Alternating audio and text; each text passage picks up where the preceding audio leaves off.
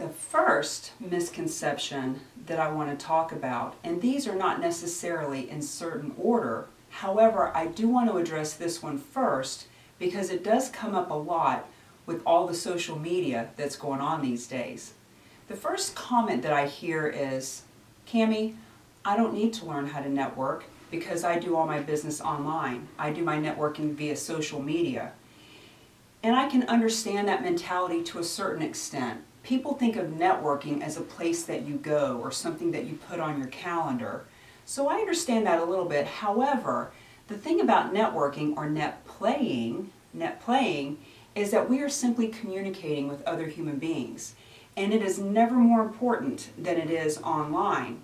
In other words, when we are face to face, we have the benefit of this with our body language and people can see us. And because we have that visual aspect, now in the social media setting, sometimes it's like this, it's a video, it's Facebook Live, etc. But for some reason people feel like if they have an online internet type business, that's how they prospect, etc., that they don't need to network.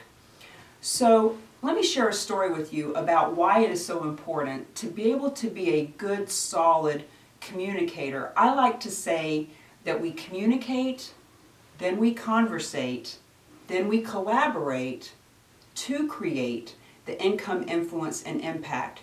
So, a few months ago, I get a message from a gentleman on LinkedIn.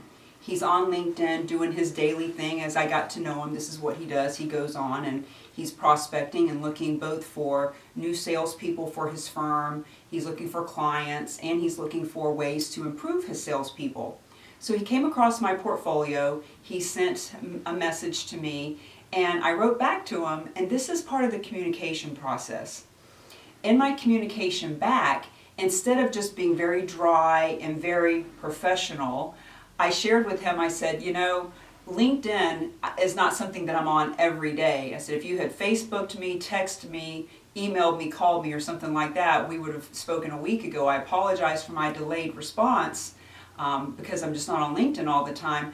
So I said, but let's jump off LinkedIn. Let's Facebook, text, email, send a carrier pigeon or a smoke signal, and you'll be able to get a hold of me. Now, just being engaging like that, just breaking the ice, just having a little bit of humor is what started our back and forth banter. We emailed a couple of times. I came into his office, and over about a week, I ended up coming in and doing a presentation for his firm, which led to me doing a whole program with them regarding how to be more effective communicators while they're out doing their sales. See, clear communication and conscious connections are so important in today's economy. I'm sure you would agree. And so, back to the point of, Cami, I don't do a lot of face-to-face networking. I do my business online. When you do your business online, you are still a human being.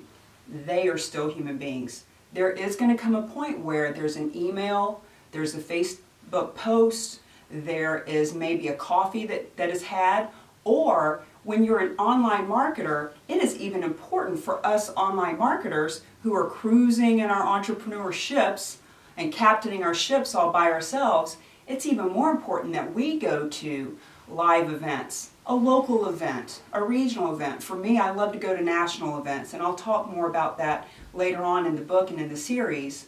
But when we're at these events, we need to be able to brush up on our skills before the event. So, if you do most of your prospecting, business building, lead generation, customer contacting, whatever you want to call it, if you do most of that online, you, my friend, need to know how to network even more than someone who's face-to-face, because you don't have the benefit of the visual aspect.